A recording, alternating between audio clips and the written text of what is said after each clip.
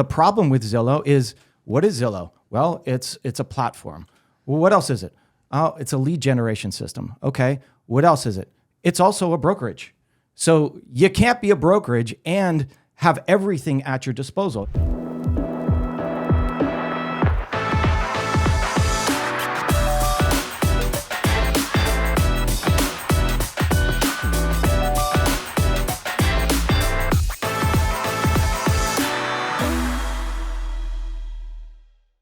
How's it going, everyone? Welcome back to another episode of the Shawn and Matt Show. My name is Matt. That is Shawn, and welcome to our show. Shawn, in today's episode, we're going to be talking about Zillow and the future of the MLS. It is Wednesday, November 13th, and right now, Shawn, there are a lot of realtors and executives up in Beantown, up in Boston, at the National Association of Realtors Next event. So basically, big conference, talk about state of the industry and the future, and there was a panel with Compass CEO Robert Revkin, along with Zillow's Chief Industry Development Officer Errol Samuelson, along with a co-owner of KW Capital Properties, and Brian Donnellan of Bright MLS moderated the session. And it was about Zillow, the MLS, and clear cooperation, and where these executives see the future of the MLS. Now, Robert Revkin has been a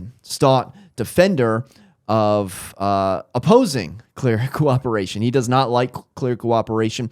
He wants sellers to have a choice. You know, clear cooperation is requiring properties to be listed on the MLS within 1 day of being publicly marketed. Robert Revkin and Compass, they do not like this. Some people are saying he's acting in his own best interest because Compass, of course, has the private exclusive network to advertise on their own website. Revkin claims that he wants choices for sellers. And this was one of the most hotly contested topics. The room was apparently jam-packed. There were lots of applauses when some people said some things and some murmurs when some people said other things. And, you know, the take-home quote is Robert Revkin said, "It's only a matter of time before Zillow becomes the national MLS." Now, Shawn, we'll get into this. What are your first thoughts on just like the thought of Zillow just replacing the MLS? I mean, that's the worst thing possible, right? So that's the fear-based thing that Robert Revkin's going to push to everybody in order to get his way. He has something that he has created, and he wants to utilize that. So it's pushing his own agenda by pushing a fear-based thing that's saying, oh, the Bright MLS or MLSs could be replaced by Zillow. So naturally, everybody's like, oh, that would be awful. We don't want that. And that would be, if we were continually to continue clear cooperation, Zillow would take over as the front runner of the new MLS. I don't necessarily agree with that. I don't think that's the truth. But to see that would be very ugly, in my opinion. Do you like the MLS? Right now, we're working with the Bright MLS. This is the second largest MLS in the United States. The largest MLS is the California Regional MLS. There's something like 110,000 users in the CR MLS and about 100,000 for Bright MLS in the Mid-Atlantic. So think Virginia, Delaware, Pennsylvania, Maryland, DC. Shawn, do you like the Bright MLS? I mean, that's all I know. So I guess I have to like it because this is all we know as a system to put on the listings and to view listings. Is it perfect? Is it completely user-friendly? No. Is the app completely user-friendly? No.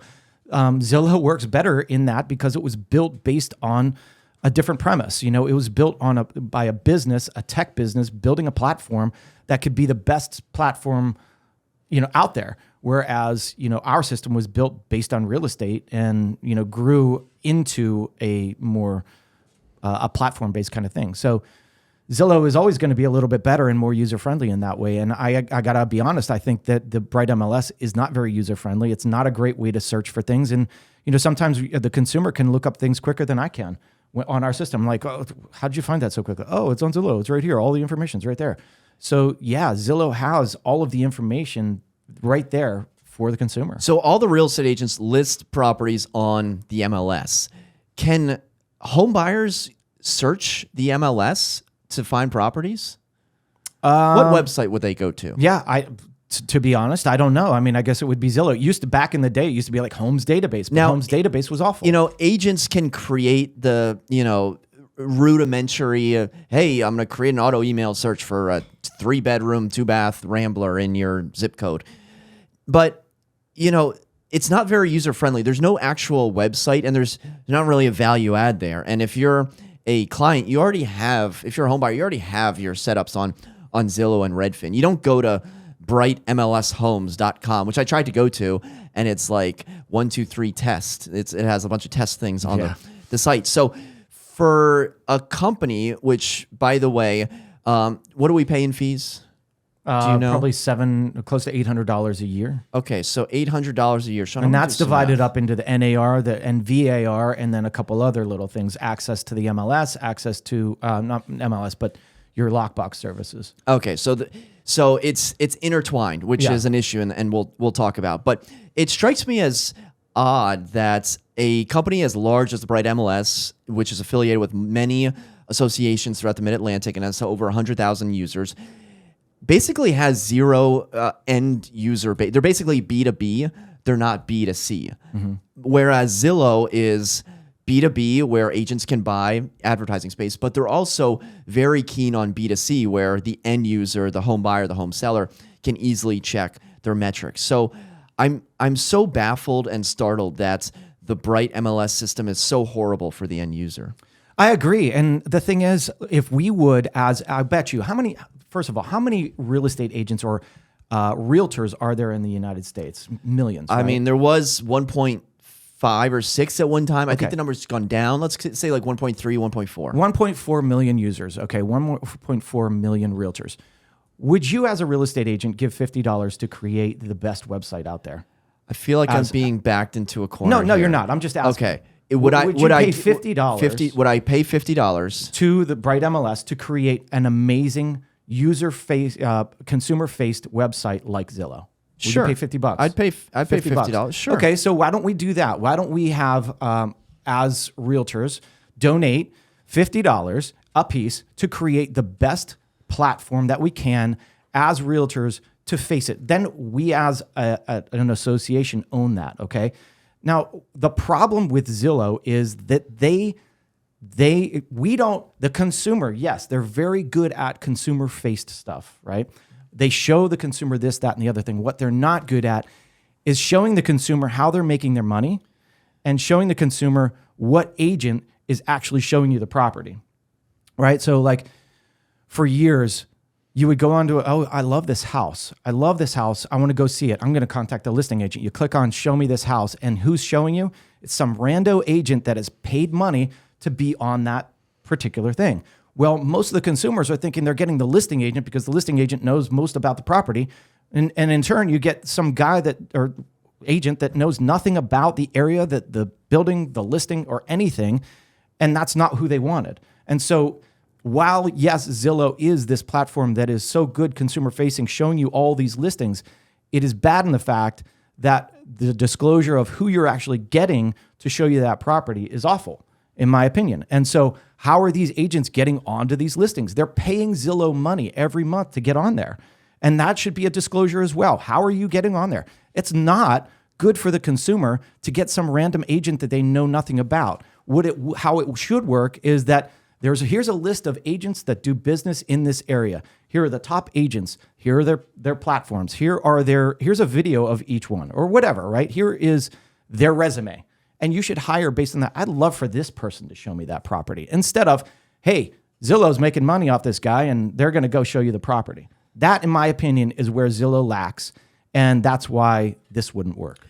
So right now we're paying Bright MLS subscription fees. What if we were to just pay Zillow that money instead? And in my, world, what we do is, we have, Matt Leighton as the listing agent. I may get let's say 1 out of 5 leads or something like that. And then if I wanted to pay more, I could get all the leads or something like that. Because right now, how many leads is the Bright MLS giving you? None. Zero. Zippy. Because all of the home buyers are on Zillow, they're on Redfin, they're now on homes.com. But what if there was a way, Shawn, where you could get your own leads on your own listings. Wouldn't that be cool? And you may say, yeah, back in 2005, we used to do that. But I think that there could be a real solution here, because oftentimes, agents want choices, and to be stuck with just one MLS, just one, antiquated user, not friendly system is not great for the end user. It's not great for the home buyer. But to be able to use a platform that people already know, and I'm going to say love, because agents may not love it, but I guarantee you the agents that are spending like $20,000 to make $100,000 in return, they probably do love it. The agents that are getting the leads and that are closing it, they may not like their splits, but it's business that they wouldn't have had otherwise. And furthermore, there's no real central way to your point, to learn about agents, of who they are, their reviews. Like, you gotta, after you close a deal, it's like, all right, can you post on Google reviews? Can you post on Zillow? Can you post on Rate My Agent? Can you post on Trulia? There's so many different ways to do it. I would just like a better system that's already user-friendly, like Zillow, where the clients already are, instead of trying to create a brand new thing and have everyone move over there. Well, the problem with that is what is Zillow? Zillow is a business. It's not it doesn't come from, a real estate foundation. It was created as a business. And so the problem with Zillow is, what is Zillow? Well, it's a platform. Well, what else is it? Oh, it's a lead generation system. Okay. What else is it? It's also a brokerage. So you can't be a brokerage and have everything at your disposal. And now, it's not a brokerage in every state, but it is a brokerage. And so what they said was, at the very beginning, Zillow said they're never going to be a brokerage. Well, now they're a brokerage. So if they're going to be the one all be all of everything, the MLS, then they can't be a brokerage. They just have to be a service, right? And so the problem with this is that what happens then? We want options, but that is no option. That's one option, right? That then becomes the only singular option that we have. So right now we have 580 some MLSs in the United States. That's 580 different sources of information coming in together to create a Zillow produced website. How do we get rid of Zillow? We stop giving them the information. They become their own brokerage. Go for it. Do it. If you want to be in the real estate space, be in the real estate space. If you want to be a platform, be a platform. But you can't be both. You know what I mean? And that's where they become too big. And what's that produce? A monopoly. And what does the government not want? Is a monopoly. And so that's why you can't let that happen. Yes, it's good to have clear cooperation, in my opinion, because the information disseminated is the same. And that's where it's good. Where it's bad is maybe we don't have that consumer-facing website. And I think that if we would produce that, it would be much better off. And the thing is, how do you maintain that website? Well, it's agent fees every month. But where it's better for the consumer in that regard is that people aren't given an advantage by paying more money to be in front of other people when that agent might be horrible, and other agents that are really good, that are better for the consumer, that will get them the house or represent them better than this agent that is brand new, that is on a team that is paying $100,000 a month to just throw some agent to show some house. In my opinion, that is a disadvantage to the consumer. And so you have to be really careful on that. And real estate is a tough thing. I don't think there is one real good answer for, oh, this is the way it should be. I don't think that, Robert Refkin is right in the fact that we should pull away from a system that works. It works.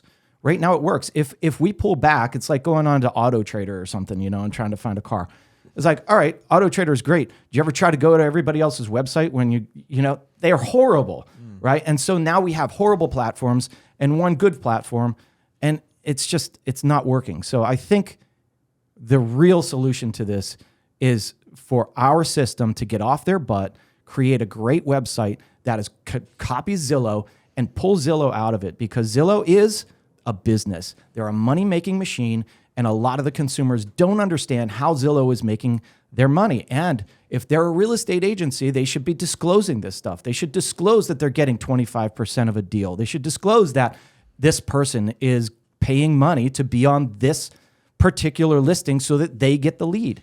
And in my opinion, and I'm not a huge Zillow user, I don't know exactly how this is all working, but I'd have never seen a disclosure like that. So, to be good for the consumer, you have to be good for the consumer in all ways.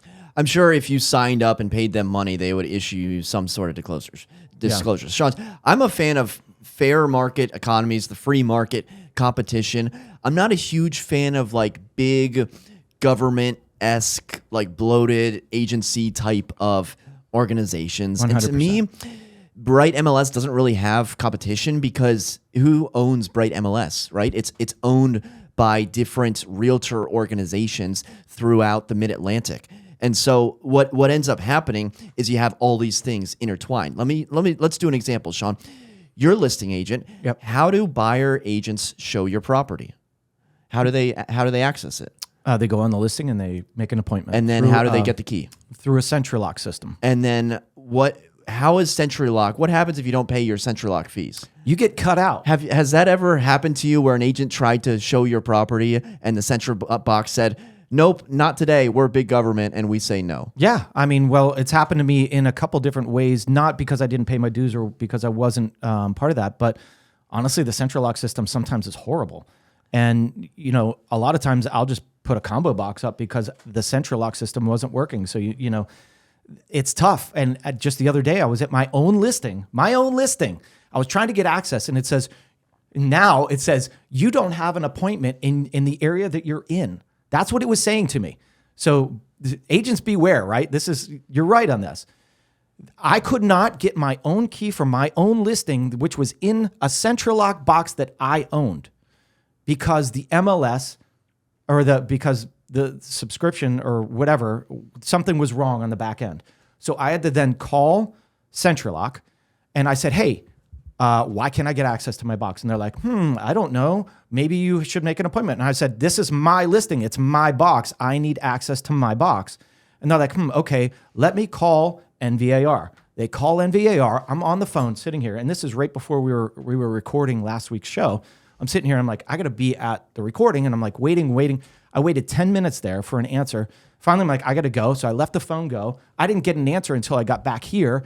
And they were like, hey, sorry, we had to toggle a switch. I said, you had to toggle a switch? Like, why do you have to toggle a switch for me to get access again? Why was the switch off? I don't know. And that's the thing is, like, why was the switch off? And that's the thing is, they can stop you in 1 second. You got held hostage by the Northern Virginia Association of Realtors. I did. And it was hostage for a key that I needed to access my own listing that my clients wanted me to check on. So you have to be careful on that. Yes, it is tough. And I don't think that should be in our system. I think it should be a separate system. But you have to have that in order to access properties on the MLS. You have to pay the lockbox fees. You do. If you don't pay the lockbox fees, you can't show the properties. So what I'm getting at is everything right now is so intertwined and intermingled that it would take like the largest snowball momentum ball rolling down a hill, hurricane, whatever euphemism you want to say, to break up this MLS system that's going on. Now, Revkin says, it's only a matter of time before he becomes Zillow. Kind of as a slight, to kind of, I guess, poke and prod at agents. I kind of think that there could be a world where that would be a good thing if there are private businesses that focus on, customer retention and clicks and views that could benefit everyone involved in the transaction. However, the biggest issue for me, and this is going to sound like I'm a homer for the Bright MLS, but it is the data. They've just got so much data. It's all in one place. It's so easy to look up what houses sold on your street in 2004 and what the seller subsidies were at that point. And if you try to look up sold properties on Zillow, on Redfin, it is a cluster of trying to do street map view, but there's only one photo, and then you can't really tell what it actually sold for, and homeowners can enter in their own information. And so I've been kind of playing devil's advocate, but if we could figure out, and this is all like proprietary data, it's not just, hey, everyone has this data. It's like Bright MLS paid a lot of money. I mean, they have 100,000 subscribers. If they're paying $800 a year, they're getting like millions and millions of dollars in fees every single year. So I understand it's not the best system, but their data alone is extremely valuable. And so there's got to be a way to figure that part out. Yeah, and the thing is, if you want to stop a big business from taking over our system, which we have paid into for years, and we have created the data, and on the backs of real estate agents was born Zillow. And how did Zillow get the information? Was because our MLSs sold them the data, and all we have to do is stop the data feed. I mean, and then Zillow has to become a real estate agency. That's the difference, is like, if we stop the feed, which I didn't give them, the rights to that. Did you? I mean, did we sign anything that says, hey, go ahead and give all the data? Somebody I guess did. We don't own the data, but like, we're part of the system. We pay into the system, but then somebody sold us out and gave all the data to a public company that now controls they control most of real estate in the United States, because it's one humongous platform that is really well built that we helped build, and now we help fund, and it's kind of crazy if you think about it in that way. They've bought the data before. Why don't they do it again? Why don't they buy the Bright MLS? Why don't they buy the California Regional MLS? That's a good question. And these are things that I don't know how all that stuff works. Like you were saying before, who owns Bright MLS? I personally don't know that answer. I've just put it is on a the system. collection of associations. I looked it up. Northern Virginia Association of Realtors was one of the founding members of the Bright MLS, because before it used to be like Matrix or something like that.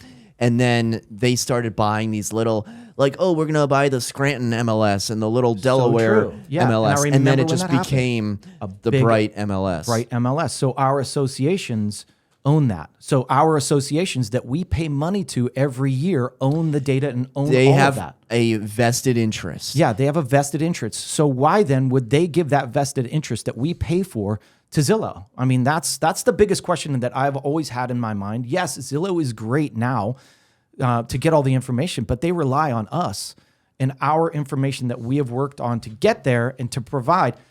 Now they rely on that feed. They rely on that information from basically us on the ground. And so all we have to do is cut the feed, cut the feed, create the website. And now we can have a consumer-based website that is built by realtors, not a business, but built by associations of realtors. Maybe that's a bad thing. Maybe that's a good thing. But at the same time, we're not then paying to be on a listing. We then can say, we want you to build it this way.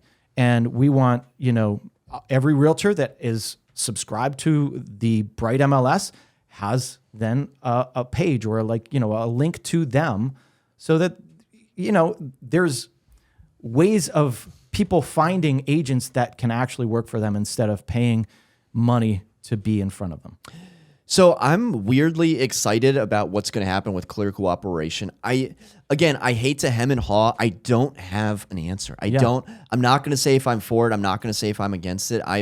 I can be swayed either way. And like I said before, every article I read that's either pro or anti, I'm like, oh yeah, I can see that. I can see that. So I'm going to give you like the worst political answer, but I'm excited because change is such a good opportunity. And if there's, if I have to list properties on my own website, fine.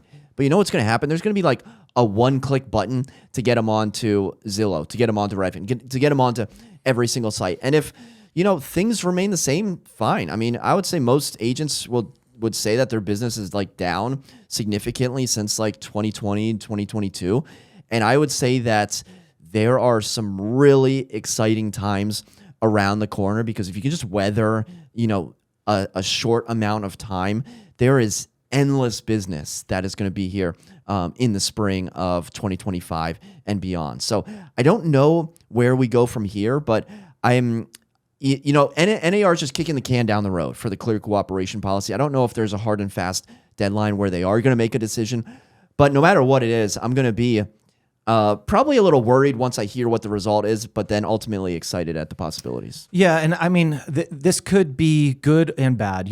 Like you said, when you read the articles, you're like, oh yeah, that would be good, but oh, that would be horrible. But then what happens is it starts, I guess the the competition then becomes more fierce to build a platform like Compass already has, right? Compass already has the platform. That's why they're pushing for ending clear cooperation, because they think that they can take market share.